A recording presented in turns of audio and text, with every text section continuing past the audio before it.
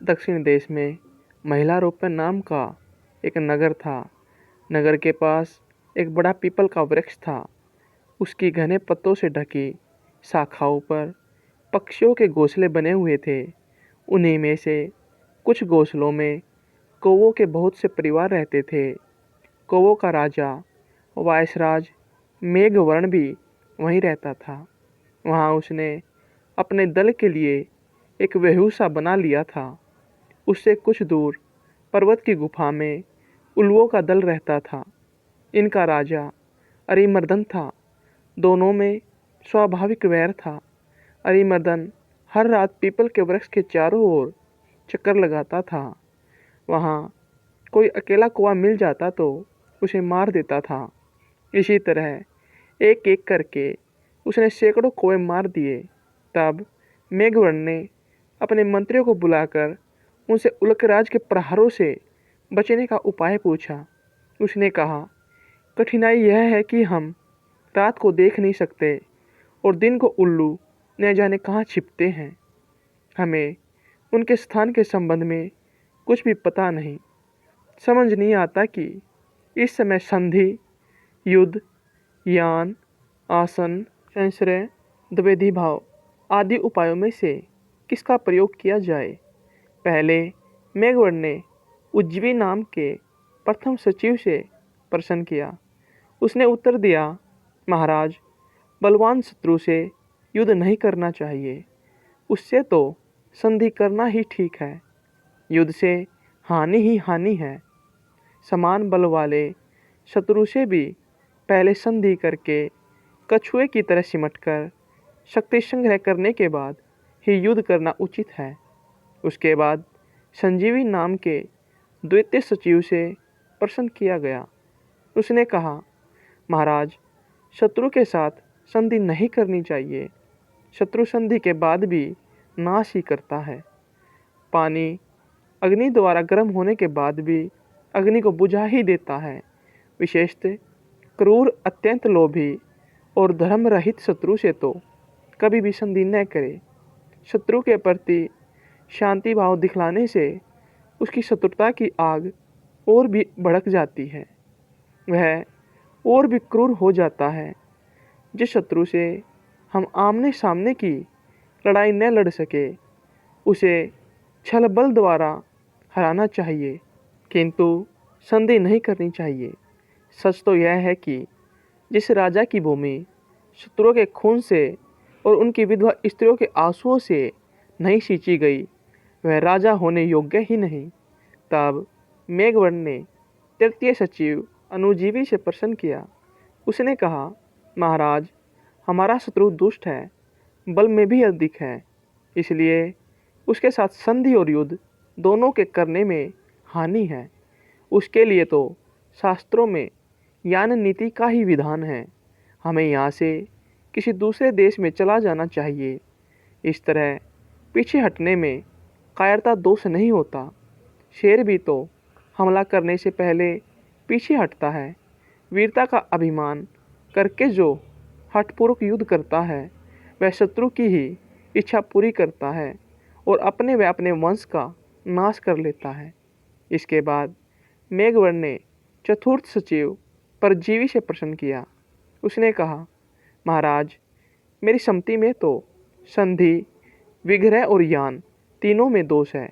हमारे लिए आसन नीति का आश्रय लेना ही ठीक है। अपने स्थान पर दृढ़ता से बैठना सबसे अच्छा उपाय है।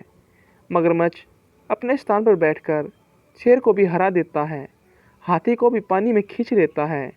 वही यदि अपना स्थान छोड़ दे तो चूहे से भी हार जाए।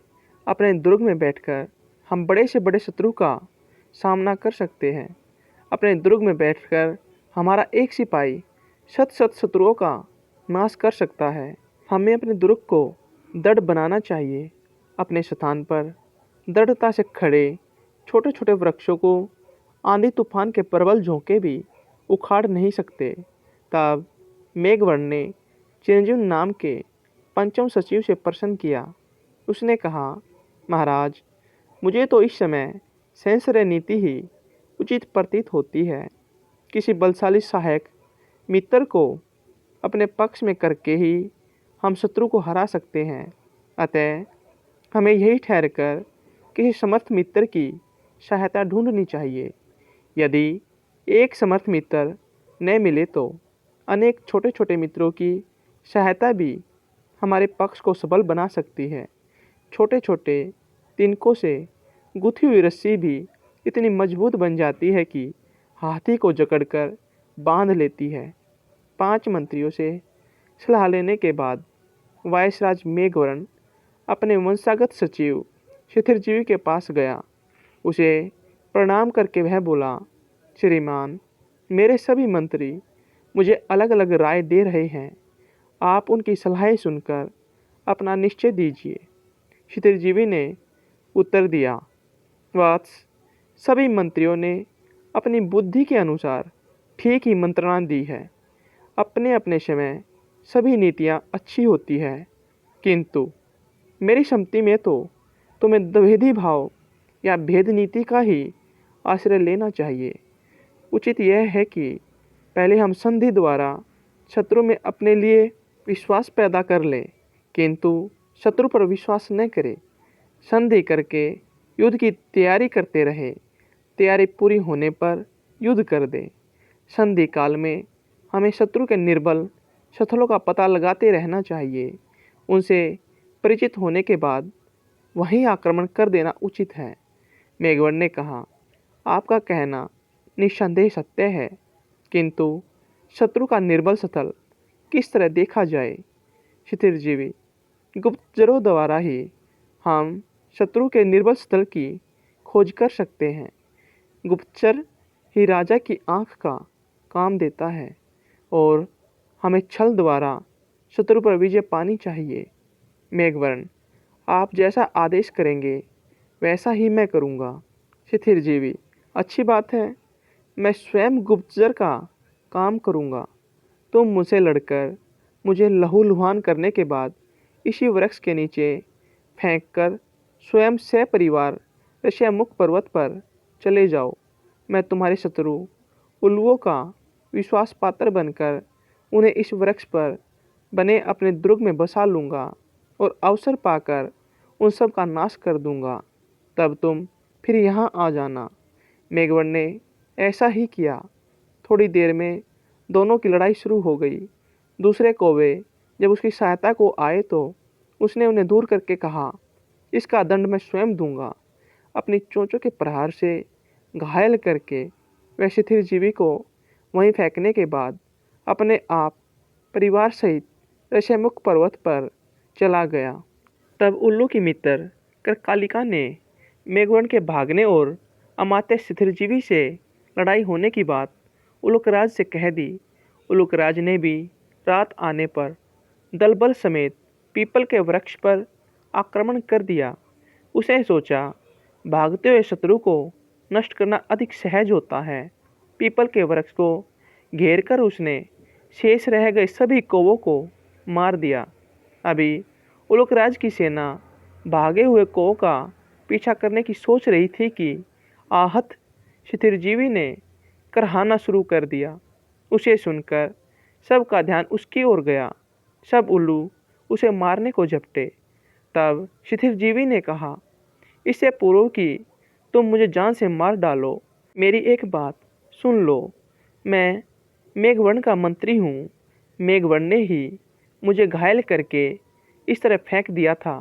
मैं तुम्हारे राजा से बहुत सी बातें कहना चाहता हूँ, उससे मेरी भेंट करवा दो। सब उल्लुओं ने उलूकराज से बात कही। उलूकराज स्वयं वहाँ आया। शिथिरजीवी को देखकर वह आश्चर्य से बोला, तेरी यह दशा किसने कर दी? शिथिरजीवी बोला, देव, बात यह हुई कि दुष्ट मेघवर्ण आपके ऊपर सेना सहित आक्रमण करना चाहता था। मैंने उसे रोकते हुए कहा कि वे बहुत बलशाली है, उनसे युद्ध मत करो, उनसे सुलह कर लो। बलशाली शत्रु से संधि करना ही उचित है। उसे सब कुछ देकर भी वह अपने प्राणों की रक्षा तो कर ही लेता है। मेरी बात सुनकर उस दुष्ट मेघवर्ण ने समझा कि मैं आपका हित चिंतक हूँ, इसलिए वह मुझ पर झपट पड़ा। अब आप ही मेरे स्वामी हैं। मैं आपकी शरण आया हूँ, जब मेरे घाव भर जाएंगे तो मैं स्वयं आपके साथ जाकर मेघवर्ण को खोज निकालूंगा और उसके स्वर्नाश में आपका सहायक बनूंगा। क्षितिरजीवी की बात सुनकर उलकराज ने अपने सभी पुराने मंत्रियों से सलाह ली। उसके पास भी 5 मंत्री थे, रक्ताक्ष, क्रूराक्ष, दीप्ताक्ष, प्रकनाश, प्राकारकर्ण। पहले उसने रक्ताक्ष से पूछा, इस शरणागत शत्रु मंत्री के साथ कौन सा व्यवहार किया जाए। रक्ताक्ष ने कहा कि इसे अविलंब मार दिया जाए। शत्रु को निर्बल अवस्था में ही मार देना चाहिए, अन्यथा बली होने के बाद वही दुर्जय हो जाता है। इसके अतिरिक्त एक और बात है, एक बार टूटकर जुड़ी हुई प्रीति स्नेह के अतिशय प्रदर्शन से भी बढ़ नहीं सकती। रक्ताक्ष से सलाह लेने के बाद उलकराज ने दूसरे मंत्री क्रूराक्ष से सलाह ली कि शिथिरजीवी का क्या किया जाए। क्रूराक्ष ने कहा, महाराज, मेरी राय में तो शरणागत की हत्या पाप है। क्रूराक्ष के बाद अरिमर्दन ने दीप्ताक्ष से प्रश्न किया। दीप्ताक्ष ने भी यही सम्मति दी। इसके बाद अरिमर्दन ने वक्रनाश से प्रश्न किया। वक्रनाश ने भी कहा, देव, हमें इस शरणागत शत्रु की हत्या नहीं करनी चाहिए। कई बार शत्रु भी हित का कार्य कर देते हैं। आपस में ही जब उनका विवाद हो जाए तो एक शत्रु दूसरे शत्रु को स्वयं नष्ट कर देता है। उसकी बात सुनने के बाद अरिमर्दन ने फिर अपने मंत्री पराक्रकर्ण से पूछा, सचिव, तुम्हारी क्या सम्मति है। पराक्रकर्ण ने कहा, देव, यह शरणागत व्यक्ति अवध्य ही है। हमें अपने परस्पर मर्मों की रक्षा करनी चाहिए। अरिमर्दन ने भी पराक्रकर्ण की बात का समर्थन करते हुए यही निश्चय किया कि शिथिरजीवी की हत्या न की जाए। रक्ताक्ष का उलकराज के इस निश्चय से गहरा मतभेद था। वह शिथिरजीवी की मृत्यु में ही उलुओं का हित देखता था। अतः उसने अपनी सम्मति प्रकट करते हुए अन्य मंत्रियों से कहा कि तुम अपनी मूर्खता से उल्क वंश का नाश कर दोगे। किंतु रक्ताक्ष की बात पर किसी ने ध्यान नहीं दिया। उल्कराज के सैनिकों ने शिथिरजीवी कौवे को सैया पर लिटाकर अपने पर्वतीय दुर्ग की ओर कूच कर दिया। दुर्ग के पास पहुंचकर शिथिरजीवी ने उल्कराज से निवेदन किया, महाराज, मुझ पर इतनी कृपा क्यों करते हो। मैं इस योग्य नहीं हूँ। अच्छा हो आप मुझे जलती हुई आग में डाल दें। उल्कराज ने कहा, ऐसा क्यों कहते हो। शिथिरजीवी, स्वामी, आग में जलकर मेरे पापों का प्रायश्चित हो जाएगा। मैं चाहता हूँ कि मेरा वायुस सत्व आग में नष्ट हो जाए और मुझ में उलकत्व आ जाए, तभी मैं उस पापी मेघवर्ण से बदला ले सकूँगा। रक्ताक्ष शिथिरजीवी की इस पाखंड भरी चालों को खूब समझ रहा था। उसने कहा, शिथिरजीवी, तू बड़ा चतुर और कुटिल है। मैं जानता हूँ कि उल्लू बनकर भी तू कौवों का ही हित सोचेगा। उल्कराज की आज्ञानुसार सैनिक शिथिरजीवी को अपने दुर्ग में ले गए। दुर्ग के द्वार पर पहुंचकर उल्कराज अरिमर्दन ने अपने साथियों से कहा कि शिथिरजीवी को वही स्थान दिया जाए जहां वह रहना चाहे। शिथिरजीवी ने सोचा कि उसे दुर्ग के द्वार पर ही रहना चाहिए, जिससे दुर्ग से बाहर जाने का अवसर मिलता रहे। यही सोच उसने उल्कराज से कहा, देव, आपने मुझे आदर देकर बहुत लज्जित किया है। मैं तो आपका सेवक ही हूँ और सेवक के स्थान पर ही रहना चाहता हूँ। मेरा स्थान दुर्ग के द्वार पर ही रखिए। द्वार की जो धूलि आपके पद कमलों से पवित्र होगी, उसे अपने मस्तक पर रखकर ही मैं अपने को सौभाग्यवान मानूंगा। उल्कराज इन मीठे वचनों को सुनकर फूले न समाये। उन्होंने अपने साथियों को कहा कि शिथिरजीवी को यथेष्ट भोजन दिया जाए। प्रतिदिन स्वादु और पुष्ट भोजन खाते खाते शिथिरजीवी थोड़े ही दिनों में पहले जैसा मोटा और बलवान हो गया। रक्ताक्ष ने जब शिथिरजीवी को हष्टपुष्ट होते देखा तो वह मंत्रियों से बोला, यहाँ सभी मूर्ख हैं। लेकिन मंत्रियों ने अपने मूर्खता भरे व्यवहार में परिवर्तन नहीं किया। पहले की तरह ही वे शिथिरजीवी को अन्न मांस खिला पिलाकर मोटा करते रहे।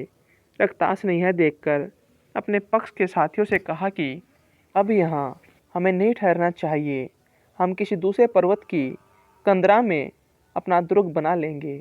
फिर रक्तास ने अपने साथियों से कहा कि ऐसे मूर्ख समुदाय में रहना विपत्ति को पास बुलाना है।